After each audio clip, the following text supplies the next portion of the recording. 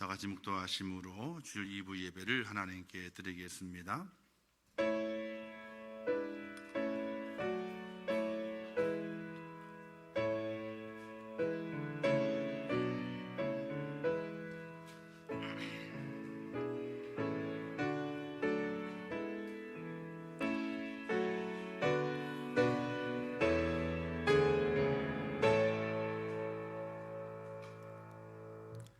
너희 만민들아 손바닥을 치고 즐거운 소리로 하나님께 외칠지어다. 지존하신 여호와는 두려우시고 온 땅의 큰 왕이 되심이로다. 여호와께서 만민을 우리에게 나라들을 우리 발 아래에 복종하게 하시며 우리를 위하여 기업을 택하시나니 곧 사랑하신 야곱의 영화로다. 아멘. 자비로우시고 은혜로우신 하나님 아버지, 저희를 사랑하셔서 지난 한 주간 동안도 인도하심을 참으로 감사합니다. 어렵고 힘든 때를 지나가지만은 하나님의 이끄심을 통하여 믿음으로 승리하게 하시고 우리의 삶의 고단함과 우리의 삶의 염려 불안은 다 사라지게 하시고 하나님의 평안이 차고 넘치게 하여 주시기를 원합니다. 그 은혜를 간절히 바람으로 오늘 거룩한 주일을 지키며 하나님께 예배합니다. 이 시간을 축복하시고 우리의 예배를 받아 주시옵소서. 예수님의 이름으로 기도하옵나이다. 아멘. 하나님의 말씀 사도행전 2장 42절에서 47절 말씀까지 봉독해 주시겠습니다. 오늘 우리에게 주시는 말씀 봉독해 올리겠습니다. 그들이 사도의 가르침을 받아 서로 교제하고 떡을 떼며 오로지 기도하기를 힘쓰니라.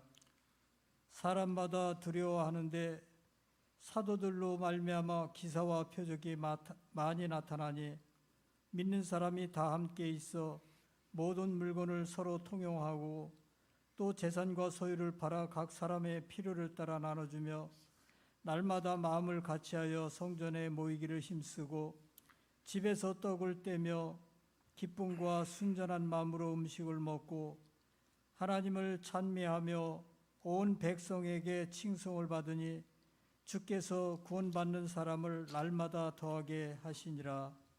아멘. 이 시간 중찬단 나와서 하나님께 찬양 영광 돌리겠습니다.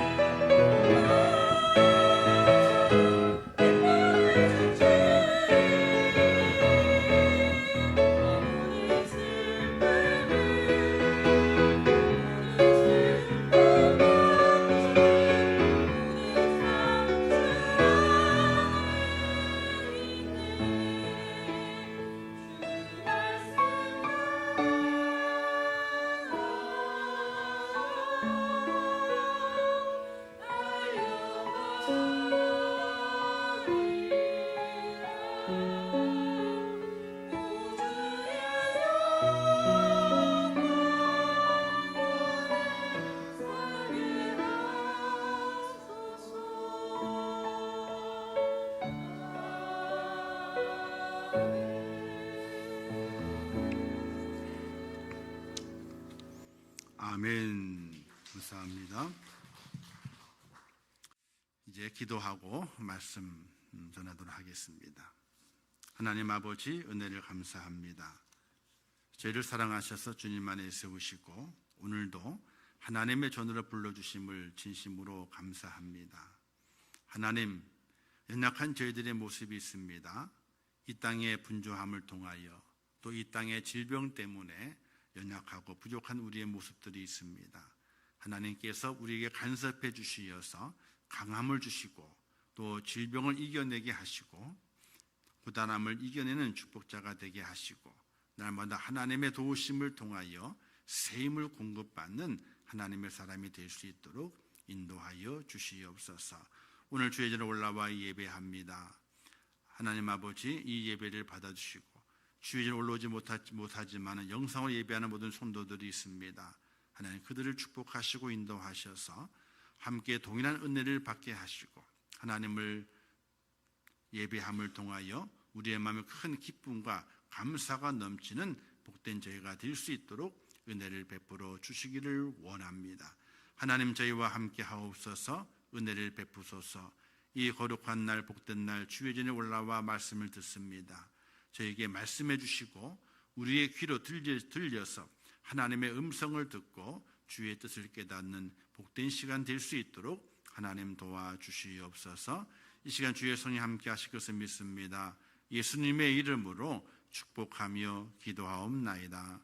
아멘. 할렐루야. 5월은 가정의 달이죠. 첫 번째 주일을 어린이 주일과 어버이 주일로 이렇게 지켰습니다. 어떻게 효도는 잘 받으셨어요?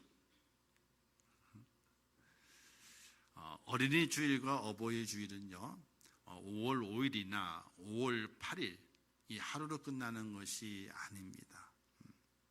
우리의 가정이 존재하는 하는 한 우리의 어린아이들은 미래를 위해서 사랑을 받아야 되고요, 우리의 어른들은요, 우리의 오늘의 안락함과 편안함이 그분들의 수고와 애씀이었음을 기억하면서 그분들의 노고에 감사하는 마음을 가지고 살아가게 될 때에 우리의 가정은 복받은 가정이고 행복이 넘치는 복된 가정이 될 믿으시면서 5월의 달만 가정의 달로 만들어가는 것이 아니라, 우리 여기 글씨가 쓰여 있죠? 뭐라고 쓰여 있어요? 시작.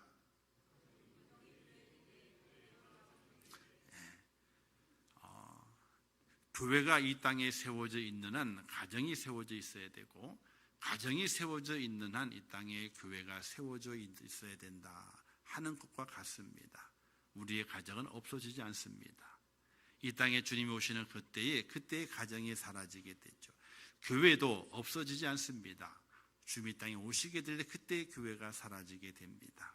가정과 교회는 영원히 있을 것인데, 우리의 가정을 교회처럼, 교회를 가정처럼 우리의 믿음으로 우리의 가정을 지켜내고 우리의 교회를 지켜내는 복된 여러분 되어서 매일매일이 행복하고 매일매일이 감사가 넘치는 귀한 여러분 되시기를 주님의 이름으로 축원합니다.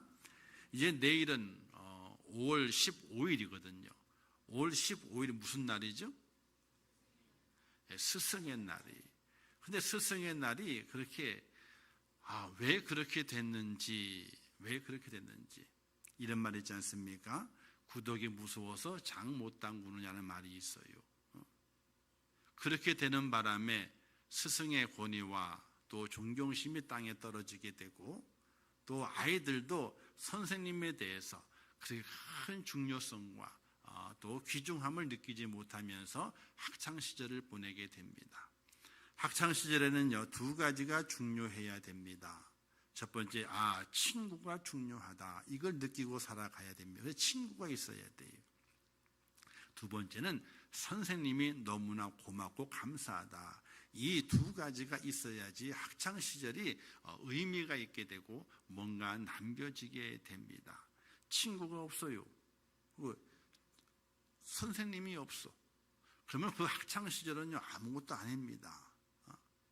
아무것도 아닙니다. 오늘 이 시대가 그렇게 되는 바람에 참 어려움이 많습니다. 저도 그 옛날에 야간 학교에서 봉사한 적이 있습니다. 이제 그 옛날에는 학교 못 다니는 친구들이 많이 있었거든요. 그들이 공장에 들어가서 돈을 벌어 가지고 고향에 보냅니다. 그런 친구들을 가르친 적이 있습니다. 그래서 국사를 가르쳤어요. 그리고 오래 하는 바람에 이제 그 학교에 교무주임까지도 제가 했었어요.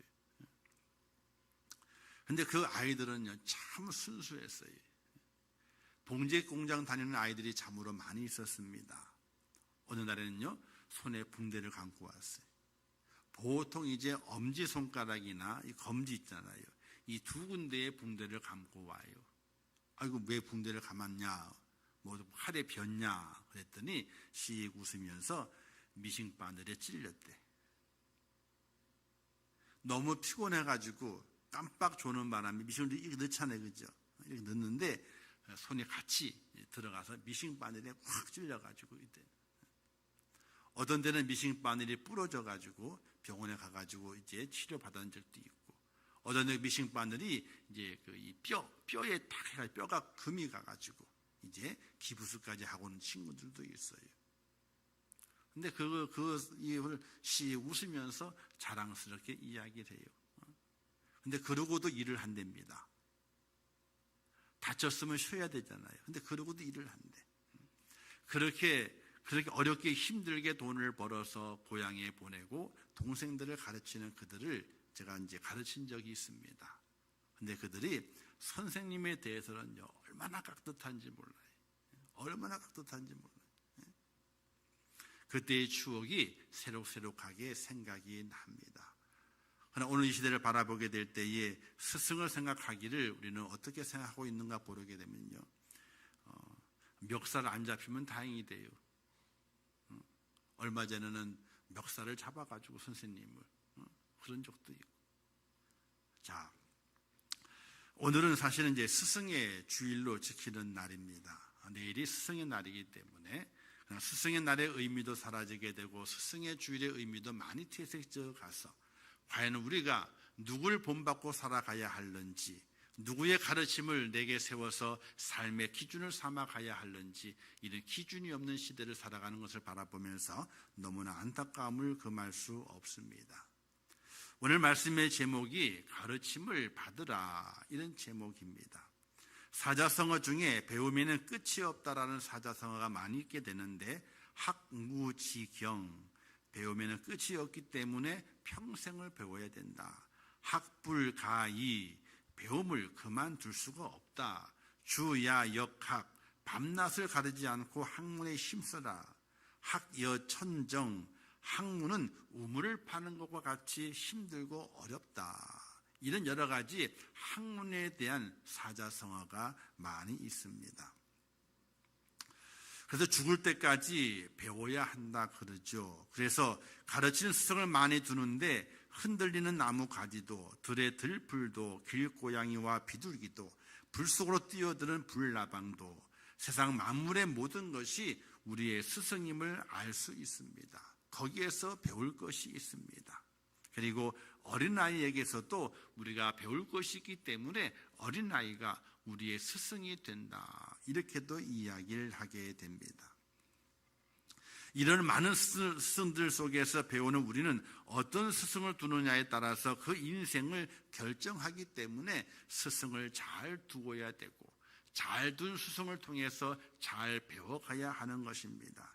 디모데 4장 3절 말씀에 이런 말씀이 있습니다. 때가 이르리니 사람이 바른 교훈을 받지 아니하며 귀가 가려워서 자기의 사욕을 따를 스승을 많이 두고, 이런 말씀이 있습니다. 세상의 모든 가르침이, 그리고 모든 스승이 우리를 옳은 대로 인도하는 것이 아니라는 것을 말하면서 마지막 때가 되어 갈수록 좋은 스승을 두고 바른 교훈을 받고 그리고 우리가 살아가야 됨을 성경에서 말씀하고 있게 됩니다. 스승은 매우 중요합니다. 우리가 좀 알고 있는 미켈란젤로라고 하는 화가 겸 조각가가 있습니다. 대부분의 많은 사람들이 미켈란젤로 그러면 한 번쯤은 들어봤어요. 다 들어봤습니다. 이 미켈란젤로가 20대에는요 피에타와 다비드상을 조각하였고 40대에는요 시스타나 성당의 천지 창조를 이제 천정에 그렸습니다. 그리고 50대에는요 메디치 예배당을 건축하였고, 또 60대에는요 시스타나 성당에서 제단 벽면엔 최후의 심판을 그려서 명성을 얻은 인물입니다. 많은 사람이 조각가 미켈란젤로의 명성을 기억하게 됐죠. 하지만 미켈란젤로의 스승인 보틀로 지오바니라는 인물은요 그리 많이 기억하지를 않습니다. 지오바니는 미켈란젤로의 스승입니다. 미켈란젤로가 14살 되었을 때에 그의 재능을 바라보고 그를 문화생으로 받아들입니다. 그를 문화생으로 받아들이게 될 때에 지오바니 스승이 미켈란젤로에게 이렇게 물었습니다. 너는 위대한 조각가가 되기 위해서 무엇이 필요하다고 생각하느냐라고 물었습니다. 이때 미켈란젤로가 말하기를 재능과 기술을 더 연마하고 더 닦아야 됩니다. 기술과 재능을 연마해야 된답니다. 노력해야 된답니다. 그런데 이 지오바니 스승은 말하기를 그것은 내 기술만으로 되는 것이 아니다. 너는 내 기술로서 무엇을 위해 쓸 것인가를 먼저 결정해야 한다. 즉 재능과 기술을 연마해가지고는 위대한 조각가가 되지 못한다는 거예요. 그럼 무엇을 해야 되느냐? 나의 재능과 기술을 가지고 무엇을 위해 쓸 것인가를 너가 정해야 된다는 거예요. 그리고 지오바니는 미켈란젤로를 데리고 두 군데를 구경시켜 주었다고 합니다. 첫 번 구경시켜 준 곳은요 술집이래요. 술집, 아주 크고 웅장한 술집이랍니다. 그런데 그 술집 앞에 정문에 뭐가 있냐면요 조각상들이 아주 많이 있어서 그 술집을 뽐내는 그런 조각상을 많이 조각을 해 놓았다는 거예요. 그 술집을 구경시켜 주게 될 때에 미켈란젤로는 말하기를 스승님, 술집 입구에 아름다운 조각이 있네요 라고 이렇게 말했습니다. 이때 그 스승은 말하기를 이 조각은 아름답지만은 이 조각가는 술집을 위해서 자기 조각을 사용했단다, 이렇게 미켈란젤로에게 말했습니다. 그리고 다시 미켈란젤로의 손을 잡고 아주 거대한 성당이 있는 곳에 가서 성당에 조각되어 있는 아름다운 조각상, 천사라든지 이런 조각상들을 미켈란젤로에게 보여주었습니다. 그리고 말하기를 너는 이 아름다운 천사의 조각상이 마음에 드느냐, 아니면 아까 봤던 술집의 입구의 조각상이 마음에 드느냐. 똑같은 조각이지만 하나는 하나님의 영광을 위해 세워졌고 다른 하나는 술 마시는 쾌락을 위해서 세워졌다. 너는 너의 기술과 재능을 무엇을 위해 쓰기를 원하느냐, 이렇게 미켈란젤로에게 물었다는 거예요. 이 물음 앞에 14살 된 미켈란젤로는요 3번씩이나 똑같은 대답을 했답니다. 하나님을 위하여, 하나님을 위해서, 하나님을 위하여 나의 재능과 나의 기술을 쓰겠습니다. 이렇게 미켈란젤로가 14살 되는 그때에 스승에게 그렇게 고백을 하고, 그래서 그의 재능과 그의 모든 것을 하나님의 영광을 위해서 사용하는 화가요 조각가가 되었다는 것입니다.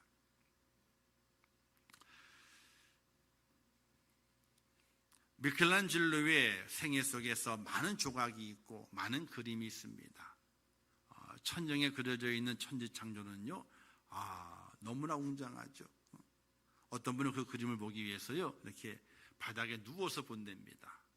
고개를 들고 보려니까 목이 아프거든요.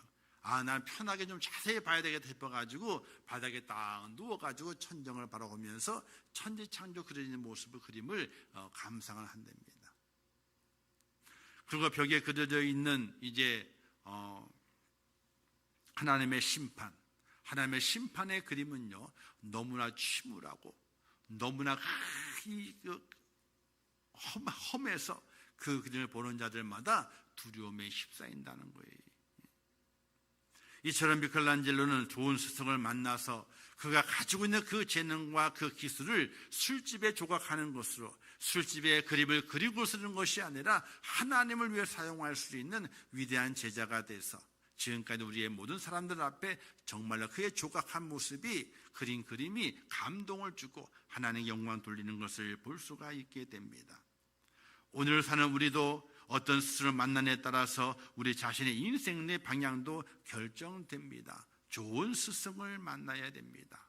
좋은 스승을 만나서 우리의 삶의 목표가 뚜렷하고 그 뚜렷한 그 목표가 내게도 감동이 되지만은 그것을 바라보는 모든 사람들에게도 감동을 줄 수 있는 그런 모습으로 우리가 살아갈 수 있어야 되지요. 오늘 말씀에 이런 말씀이 기록되어 있습니다.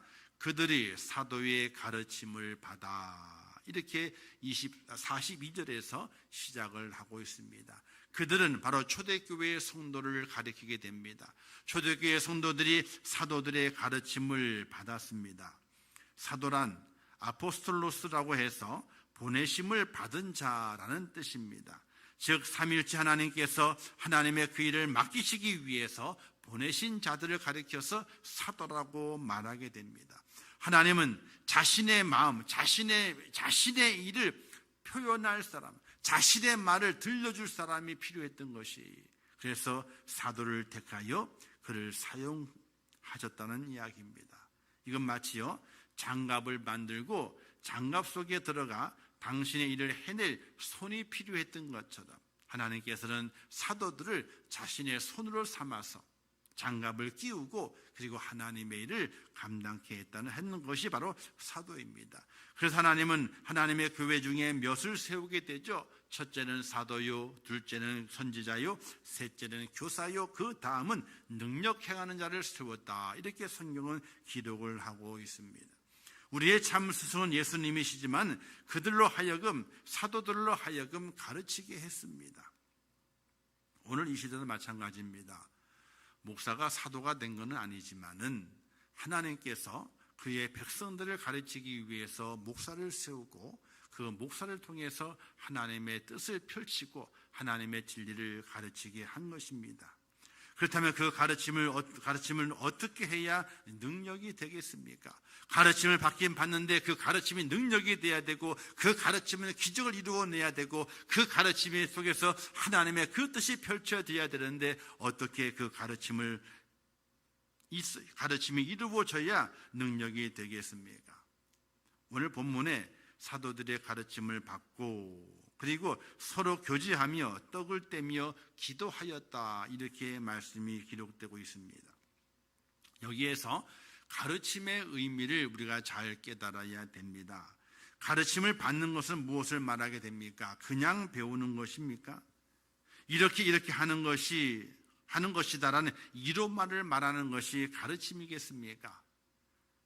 가르침을 받는 것은 정확하게 무엇인지 우리에게 말씀해 주시는 분이 계십니다. 바로 참 스승이신 예수님이시지요. 한 율법사가 예수님을 시험하기 위하여 묻습니다. 무엇을 하여야 영생을 얻으리까? 이 예수님 말씀하시게 될 때에 율법에 무엇이라 기록되었느냐라고 묻죠.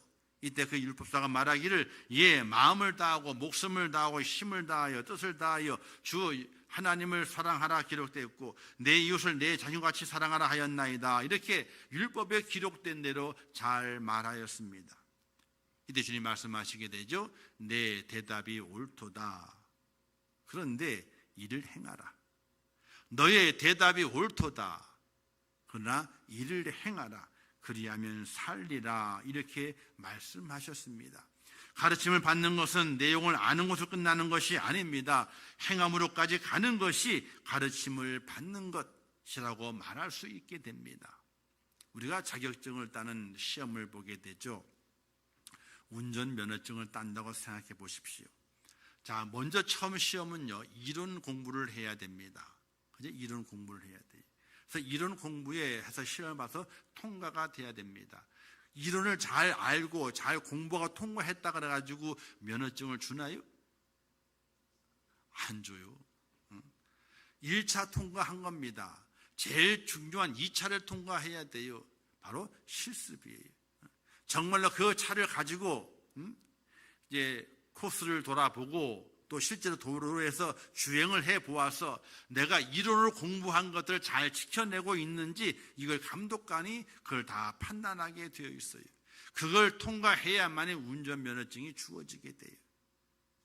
자, 조리사 자격증을 딴다고 생각해 보시기 바랍니다. 열심히 조리에 대해 공부를 합니다.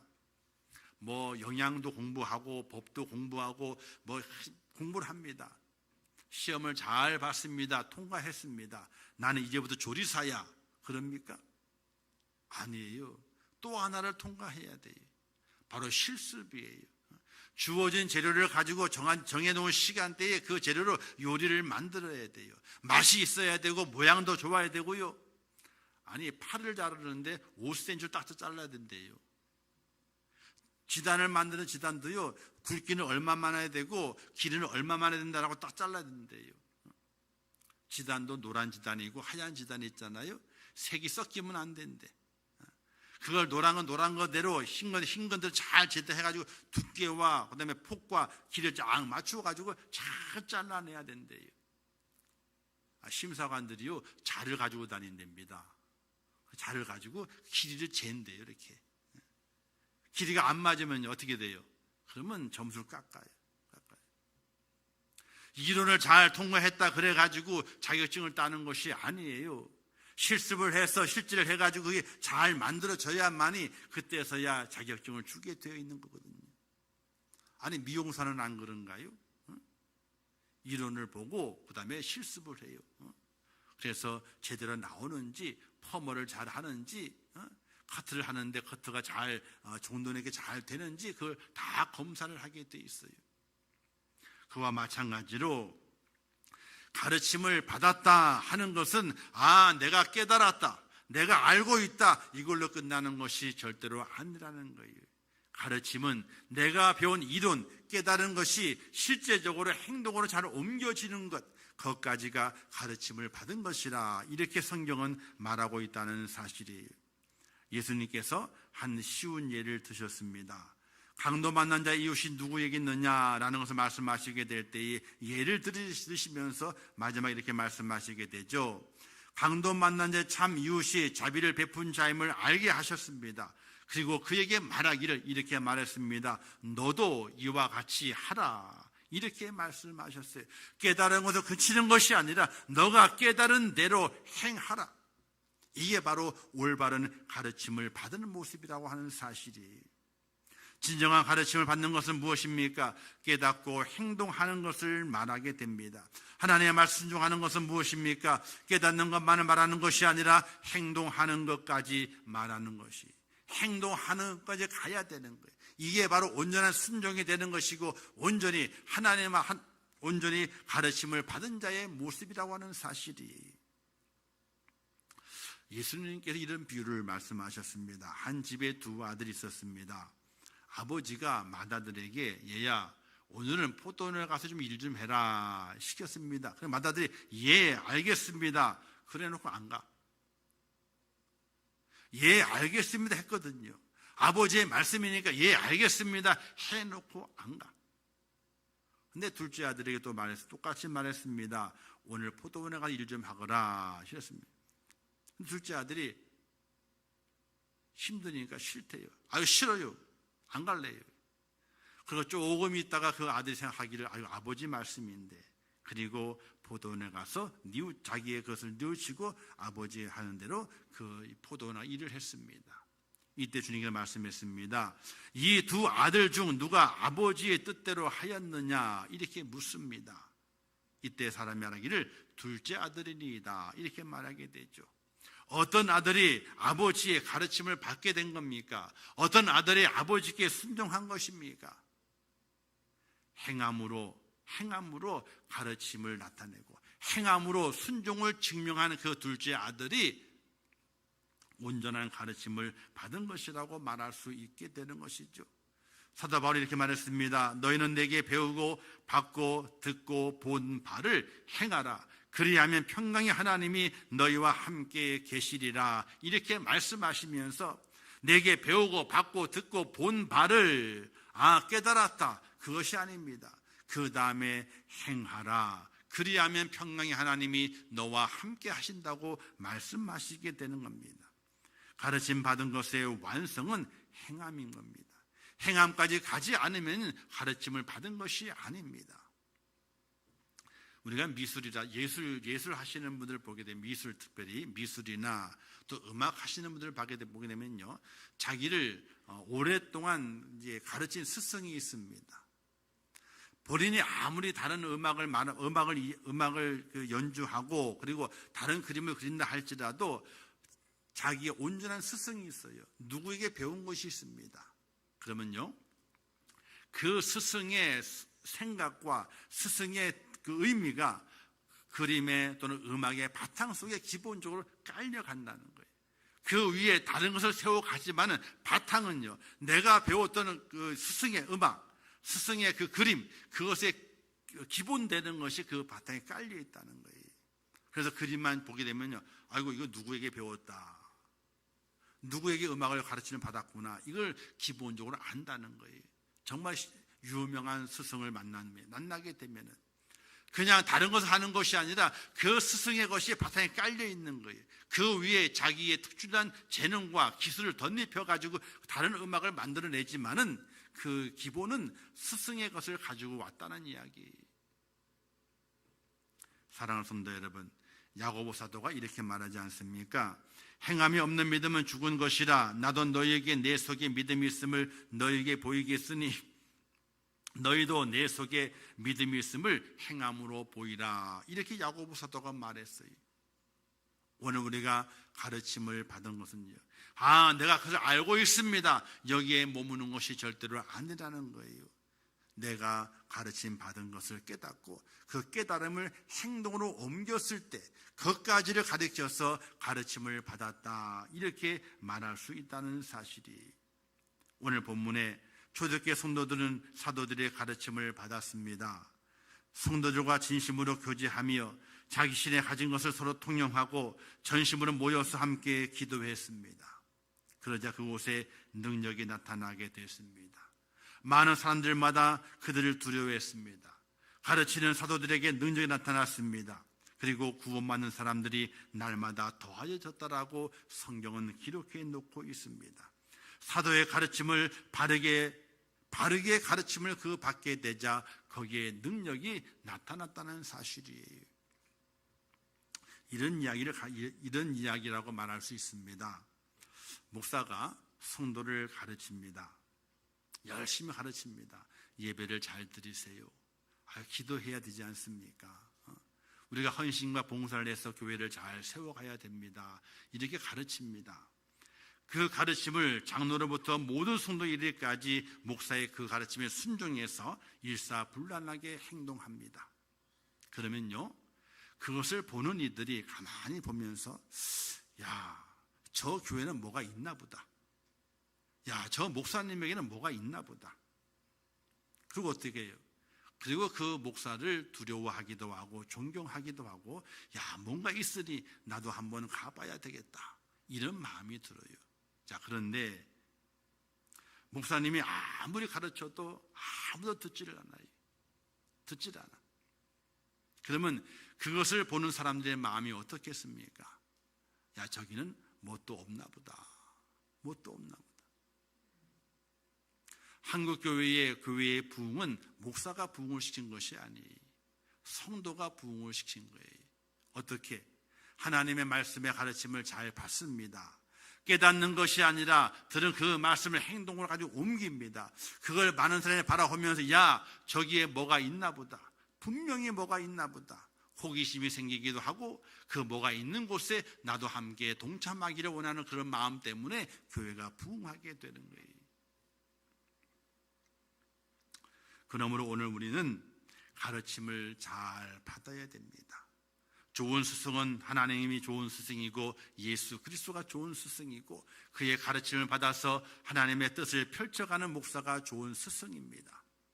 그 가르침을 잘 받아내야 됩니다. 듣는 것을 만족하는 것이 아니라 들음을 행함으로 옮겨서 온전한 가르침을 받는 하나님의 사람으로 세워지게 될 때에 거기에 기적이 있게 되고 능력이 나타나는 사실을 믿으시기를 주님의 이름으로 축원합니다. 두 종류의 제자가 있답니다. 첫 번째는요, 나쁜 제자입니다. 가룟 유다처럼 배신하는 제자가 있대요. 두 번째는요, 롯처럼 자기 이익만 챙기는 제자가 있답니다. 세 번째, 마음이 약한 제자가 있고 마음이 삐뚤어진 제자가 있고 배우기를 싫어하는 제자가 있고 세상 것으로 힘을 삼는 제자가 있고 가르쳐 주어도 배우지 않고 자기 생각대로 하는 제자가 있고 자기가 잘나서 성공한 줄 아는 제자가 있답니다. 이런 제자는 바로 나쁜 제자라 이렇게 말한답니다. 또 좋은 제자가 있습니다. 변함이 없는 제자, 가르쳐 주는 것을 열심히 실천하는 제자, 항상 노력하는 제자, 스승을 존경할 줄 아는 제자, 인성이 좋은 제자, 자기 발전을 위해 항상 노력하는 제자, 힘들어도 열심히 하는 제자, 정직, 성실, 온유, 겸손, 충성을 할 줄 아는 그 제자가 바로 좋은 제자라 이렇게 말하고 있어요. 참 제자인가 참 제자가 아닌가는 어디에서 결정이 되느냐? 잘 배운다고 참 제자가 되는 것이 아닙니다. 난 놓고 기억자료를 몰라도 가르침을 받은 깨달음이 있을 때 그 깨달음을 실천으로 옮기는 자가 참 제자가 되고 좋은 제자가 된다는 사실을 믿으시기를 주님의 이름으로 축원합니다. 바로 초대교회 성도들이 왜 좋은 제자가 되었느냐? 사도들의 가르침을 잘 받았어요. 어떻게? 듣는 것으로 끝나는 것이 아니었어요. 깨닫는 것으로 끝나는 것이 아니었어요. 자기의 몸을 들여서 그 가르침대로 행했어. 그대로 행했어. 성도와 교제하라. 그래 교제를 했어요. 떡을 떼라. 그랬더니 어떻게 돼요? 떡이 없는 자들에게도 자기의 집안의 걸 다 끄집어내가지고 떡이 없는 자에게 떡을 나누어주면서 함께 떡을 뗐어요. 그리고 기도하라. 그러게 되니까 함께 모여서 그들이 기도했어요. 사도들의 가르침을 그냥 깨닫는 것으로 끝나는 것이 아니라 그들의 삶 속에 행동으로 옮기게 됨을 통해서 좋은 제자가 됐어요. 좋은 제자가 되게 되니까 어떤 변화가 있습니까? 그들을 보고 사람들이 몰려오게 돼요. 좋은 제자가 많아지게 되니까 거기에 기적이 나타나게 돼요. 좋은 제자가 많아지게 되니까 사람 나도 좋은 제자가 되고 싶은 그 마음으로 그 무리 속에 들어오게 돼요. 그래서 구원받는 자가 더욱더 많아졌더라 이렇게 말씀하고 있어요. 사랑하는 성도 여러분, 오늘날 우리도 사도의 가르침을 받아 행동해야 됩니다. 교회의 타락과 성도의 타락은 어디서 오게 됩니까? 사도의 가르침이 실종되면서부터 오게 됩니다. 복음의 진리가 지식화되어서 머리만 커진 공룡이 되어버렸기 때문에 그렇습니다. 우리는 사도의 가르침으로 회복되어져야 됩니다. 가르침을 받은 우리가 행동하는 작은 등불이 되어 어두운 세상을 밝히게 될 때에 참 제자의 능력으로 세상을 이기는 축복의 성도가 되게 되고, 내가 작은 힘으로 등불을 밝히게 될 때에 많은 자들이 그 등불을 보고 찾아와 믿는 자들이 많아지게 되었더라. 구원받는 자가 수가 늘어나게 되었더라. 하나님의 기적이 일어나게 되었더라 하는 소문이 세상에 퍼진다는 사실을 믿으시기를 주님의 이름으로 축원합니다. 그래서 말씀을 듣는 것으로 끝나면 안 되는 거예요.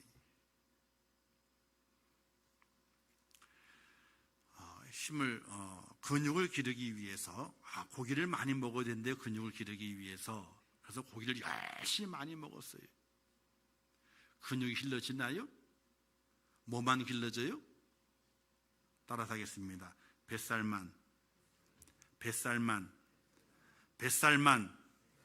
길러지더라. 아니 고기를 많이 먹으면 근육이 생긴다며.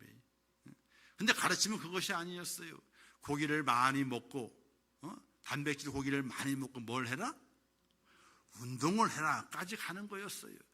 근데 그때 운동하라 하는 건 힘이 드니까 쉬운 것부터 먼저 할래요 해놓고 고기를 많이 먹었어요. 많이 먹었어요. 근데 근육은 안 늘어나고 뱃살만 늘어나더라. 제가 요즘 그래요. 제가 2달 전까지만 해도 많이 뺐었거든요. 근데 갑자기 또 몸이 안 좋아져가지고 한 번에 아팠잖아요. 아프면서 기운을 차려야지. 기운을 차리려면 잘 먹어야 돼. 가지고 잘 먹었지 뭐예요. 근데 어떻게 됐어요? 뱃살만 늘어났어. 그래서 근데 참 이상하게 결심을 가져요. 이번 주도 뭘 해봐야 되겠다 했는데 어떻게 돼요? 꼭 먹을 일이 생겨. 왜 그런지 모르겠어. 그걸 뿌리쳐야 되는데 먹을 일이 생기는 거예요. 이렇게 먹을 일, 저렇게 먹을 일이 생기는 거예요. 이번 주부터 해봐야 되겠다 또 마음을 먹었었거든요. 근데 이번 주간 중에 이제 스승의 그 날이 있잖아요, 그죠? 그러다 보게 되니까 또 먹을 일이 또 생기네. 누구의 대접받는 게 아니라 제가 대접을 해주기 위해서 가는 거예요. 식당도 예약을 하고 약속을 하고 스승을 찾아가요. 또 그분 앞에 가면 어떻게 해야 돼요? 잘 먹는 걸 보여줘야 될 것 아니에요.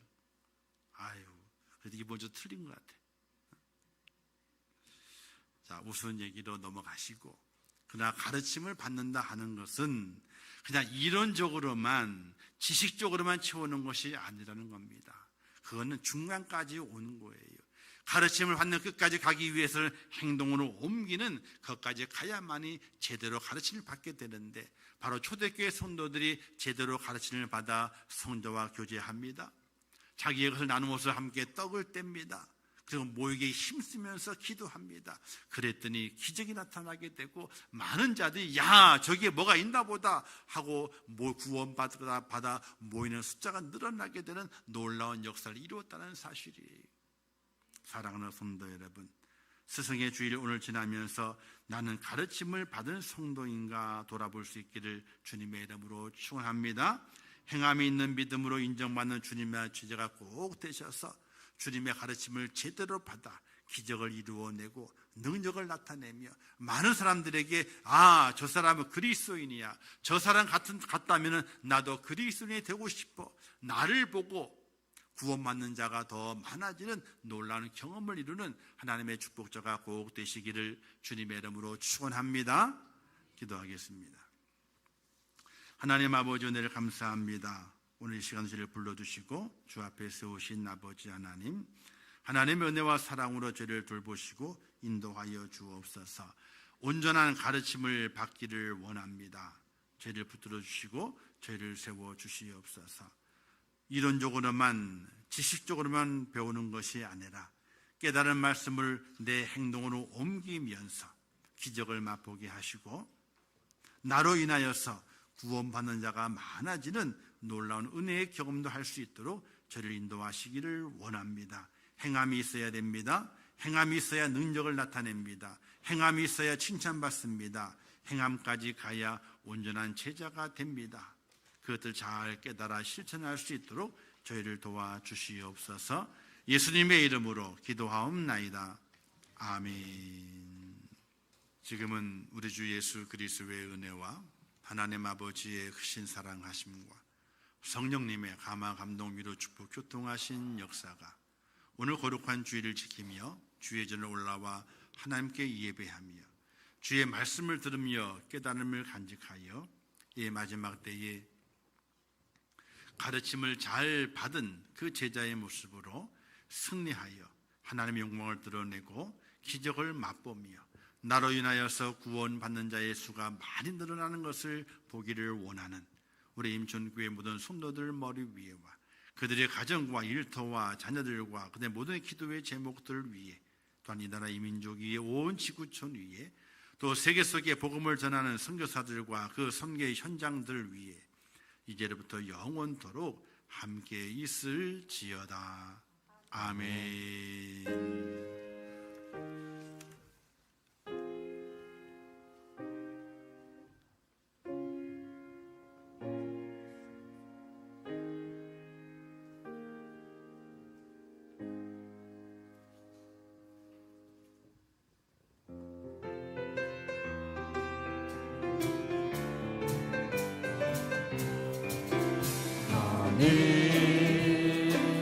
당장 너머로 뻗은 나무 가지에 푸른 열매처럼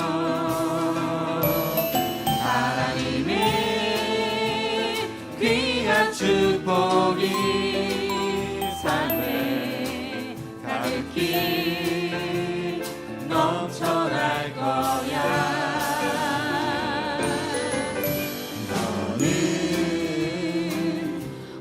시련이 와도 능히 이겨내 강한 발이 있어.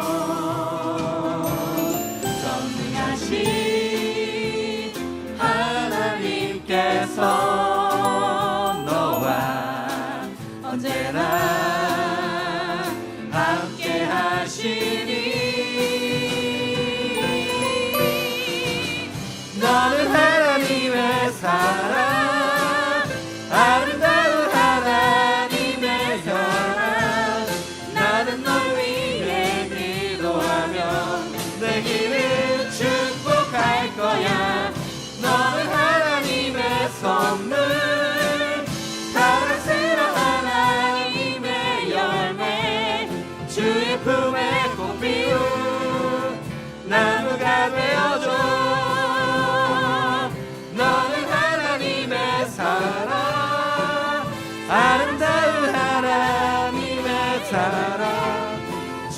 품에 꽃 피운 나무가 되어줘